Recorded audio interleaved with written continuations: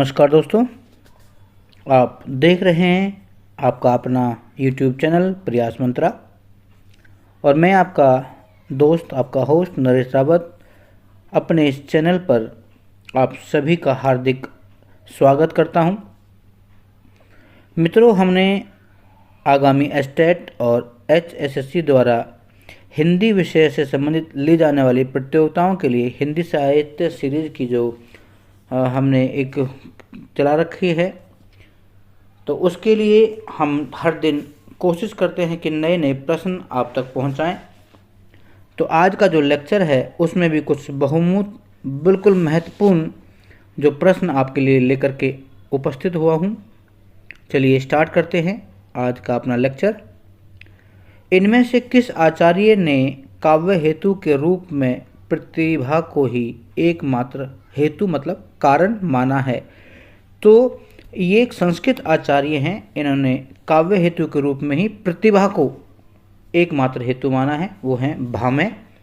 अतः इस प्रश्न का उत्तर घ सही होगा। दूसरा है, वैदर्भी रीति के संबंध में कौन सा कथन सही नहीं है? तो वैदर्भी रीति के संबंध में जो ग पार्ट है इसमें सामासिक पदावली की प्रधानता होती है, यह सही नहीं है क्योंकि उसमें सामासिक पदावली की प्रधानता नहीं होती है। अतः इस प्रश्न का उत्तर ग सही होगा। प्रश्न संख्या 3, रचना और रचनाकार के संबंधित कौन सा विकल्प सुमेलित नहीं है? तो रचना और रत्नाकार के संबंध में जो सुमेलित नहीं है वो हैं ग वैदेही वनवास। इसके वैदेही वनवास के जो राइटर हैं वो हैं तुलसीदास जी, जबकि पैसोला की प्रतिध्वनि जयशंकर प्रसाद की रचना है। संशय की किरात ये नरेश मेहता जी की रचना है और खूंटियों पर टंगे लोग सर्वेश्वर दयाल सक्सेना जी की रचना है, जबकि वैदेही वनवास तुलसीदास की रचना है। अतः यह आंसर जो है वो सुमेलित नहीं है और इस प्रश्न का सही उत्तर होगा ग वैदेही वनवास मैथिली शरण गुप्त। अगला प्रश्न है, निम्न में से किस विकल्प में रचना रचनाकार सुमेलित नहीं है? आवारा मसीहा के राइटर प्रभु विष्णु प्रभाकर, कलम का जादूगर। ये कलम का जादूगर नहीं है, मजदूर आना चाहिए था। तो ये बाबू अमृत राय की जो रचना है वो जादूगर किसी और ने लिखा है, जबकि क्या भूलूं क्या याद करूं ये हरिवंश राय बच्चन जी की अपनी आत्मकथा है और निराला की साहित्य साधना ये रामविलास शर्मा का एक निबंध है। तो इसका आंसर होगा ख, कलम का जादूगर अमृत राय। आगे है, भाषा भूषण कृति के रचनाकार कौन है? तो जो भाषा भूषण कृति है इसके रचनाकार हैं पद्माकर, कवि पद्माकर हैं भाषा भूषण। अगला प्रश्न है, कवित रत्नाकर कृति के रचनाकार कौन है? तो और कवित रत्नाकर जो कृति है इसके रचनाकार हैं सेनापति। तो आंसर जो है वो ग सही होगा। अगला प्रश्न है, कोटिक ए कलधौत के धाम करील के कुंज पर ऊपर वारो। इस पंक्ति में कलधौत के धाम से क्या तात्पर्य है? तो वो पूछना चाह रहा है कि कलधौत का मतलब क्या है। यहाँ कलधौत का अर्थ जो है वो सोने चांदी के आवास स्थल की बात करें। कलधौत के धाम मतलब घर, कलधौत मतलब सोने चांदी के आवास। अतः इस प्रश्न का सही उत्तर है ख, सोने चांदी के आवास स्थल। अगला प्रश्न है, रचना और रत्नाकार से संबंधित कौन सा विकल्प असंगत है मतलब गलत है? माता का अंचल से पूजन सहा, मैं क्यों लिखता हूँ अग्गे, एही ठैया झुलनी हैरानी हो रामा, ये मधु कांकरिया और जॉर्ज पंजम की नाक कमलेश्वर। इसमें से ग जो पार्ट है वो है एही ठैया झुलनी हैरानी हो रामा। ये मधु काकरिया जी का नहीं है, ये है शिव प्रसाद मिश्र रुद्र, जो कि 10th क्लास के कोर्स ए में लगा हुआ है। इसका अर्थ है कि इसी जगह पर उसकी नाक की नथुनी गिर गई थी। हे राम, यही वही जगह है जहाँ पर उसकी नाक की नथुनी गिर गई थी। इसके राइटर हैं शिव प्रसाद मिश्र रुद्र। अगला प्रश्न है, मैं इस्लाम के महत्व को भूल नहीं रहा हूँ, लेकिन जोर देकर कहना चाहता हूँ कि अगर इस्लाम ने आया होता तो कभी भी इस साहित्य का बाहर आना वैसा ही होता जैसा आज है। भक्ति साहित्य के संबंध में यह कथन किसका है? तो इस कथन को लिखने वाले हैं हजारी प्रसाद द्विवेदी जी। अतः इस प्रश्न का सही उत्तर है घ, हजारी प्रसाद द्विवेदी। अगला प्रश्न है, मैं हिंदी का जिक्र नहीं कर रहा हूँ जिसकी अपनी लिपि है, जिसमें अरबी फारसी शब्दों का प्रयोग नहीं होता और मुसलमानी आक्रमण से पहले जो भारतवर्ष के समस्त उत्तर पश्चिम प्रांत की भाषा थी। यह कथन किसका है? तो यह कथन जो है वो एक इंग्लिश राइटर हैं, वो हैं कैप्टन टेलर, उन्होंने ही कहा था। अतः इस प्रश्न का जो उत्तर है वो घ होगा, कैप्टन टेलर। अगला है प्रश्न, धूत कहो अवधूत कहो रजपूत कहो जोला कहो कऊ पंक्ति के रचनाकार कौन है? तो बहुत ही प्रसिद्ध जो पंक्ति है ये तुलसीदास जी द्वारा लिखित पंक्ति है, रामचरितमानस से कहा है। तो इस प्रश्न का जो उत्तर होगा वो होगा ख, तुलसीदास। अगला प्रश्न है, ए विप्लव के वीर चूस लिया है उसका सार, हाड़ मांस मात्र ही है आधार, ए जीवन के पारावार। उक्त पंक्तियां निराला की किस कविता से उद्गृत हैं अर्थात ली गई हैं? तो ये जो पंक्तियां हैं वो बादल राग कविता से ली गई हैं। तो इस प्रश्न का उत्तर होगा क पाठ, बादल राग। अगला प्रश्न है, सूरजमुखी अंधेरे के उपन्यास के लेखक या लेखिका कौन है?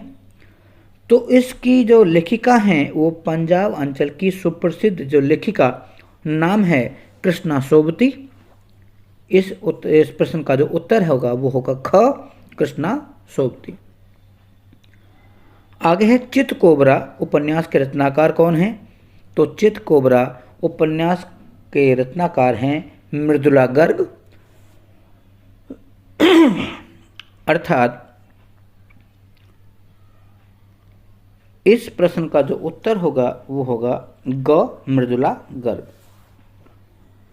प्रश्न संख्या 15, निम्न में से फणीश्वर नाथ रेणु की रचना कौन सी है? तो फणीश्वर नाथ रेणु का जो अंचल था वो बिहार था। तो यहाँ एक विषय लिखा हुआ जुलूस, क्योंकि ये बिहार के उस जो बिहार में जो दंगा हुए थे, राइट हुए थे, उसके संदर्भ में लिखा हुआ है। अतः इस प्रश्न का उत्तर है घ, जुलूस। अनदेखे अनजाने पुल रचना के रचनाकार कौन है? तो अनदेखे अनजाने पुल रचना जो है वो राजेंद्र यादव द्वारा लिखी गई है। तो इस प्रश्न का सही आंसर है राजेंद्र यादव। प्रश्न संख्या 17, यहाँ कुंभड़बतिया को नहीं जे तर्जनी देखी मरे जाए। ये पंक्ति जो है वो रामचरितमानस से ली गई है। जब भगवान परशुराम और लक्ष्मण का जो संवाद होता है तब उस दृश्य से पंक्ति जो है उठाई गई है। तो इसका जो उत्तर है वो है अशक्त और निर्बल व्यक्ति।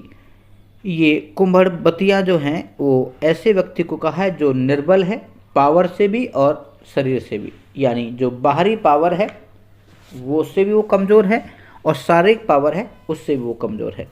अतः इस प्रश्न का सही उत्तर है ख, अशक्त और निर्बल व्यक्ति। प्रश्न संख्या 18, निम्न में से नाटक व नाटककार सुमेलित नहीं है। तो इन एक बार देखें, इसके जितने भी भाग हैं ए बी सी डी या क ख ग घ।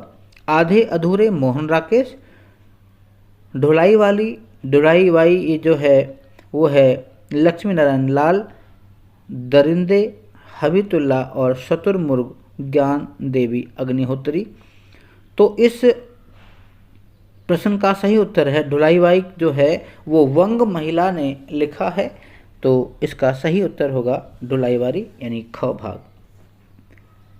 अगला है वे मुतमईन हैं कि पत्थर पिघल नहीं सकता, मैं बेकरार हूँ आवाज़ में असर के लिए। तो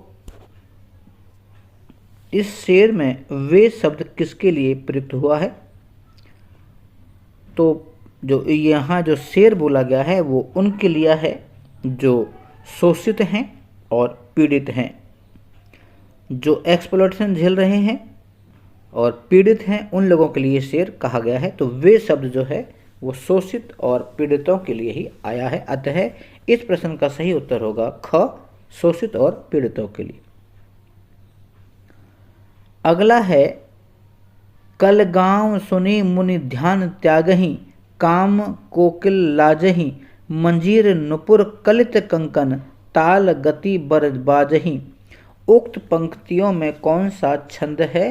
तो उक्त पंक्तियों में जो छंद है वो होगा हरि गीतिका, क्योंकि हरि गीतिका छंद में जो है वो 28 मात्राएं होती हैं और 28 मात्राओं में भी 16 और 12 के बाद जो है वो विराम होता है, यति या विराम होता है।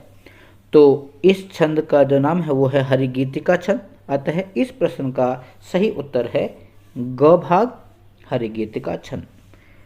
तो ये थे हमारे आज की वो महत्वपूर्ण प्रश्न जो हम एक वीडियो के बाद आपके तक पहुंचाने का प्रयास किया है।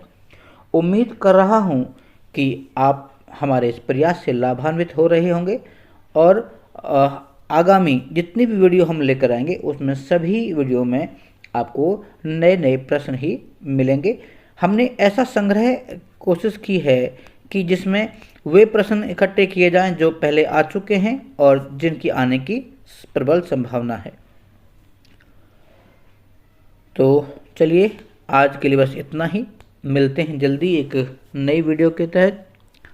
तब तक के लिए जय हिंद, जय भारत, भारत माता की जय, नमस्कार।